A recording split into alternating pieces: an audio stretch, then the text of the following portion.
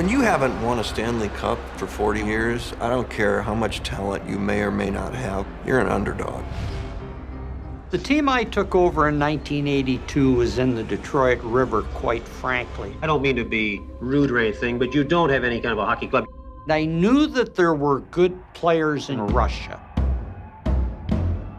The problem was there was an Iron Curtain. There's no book, you couldn't go anywhere and say, okay, how do you get a guy to defect? I knew one guy that spoke Russian. I get to Helsinki, I notice a guy, I'm convinced he was their KGB guy. Literally, we're making it up as we went along.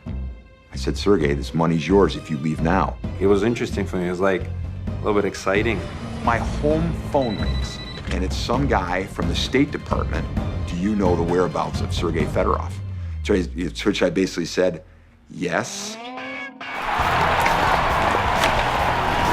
Very quickly, you're like, hey, this guy's pretty good, One of the most talented players I ever saw in my life. Scotty Bowman knew one thing, that the Russian game is played in 5-man units. First time in NHL history, 5 Russian guys playing in the same unit. I said, let's go. They played a different style. It was keep away. I mean, literally, they would play keep away. No way! What is this, hockey night in Canada or hockey night in Russia? Hasta la vista, baby. People questioned Scotty Bowman. They questioned if we could get it done. They're coming over. They're going to have to play the Canadian way. They're going to have to toughen up. It's way beyond hockey.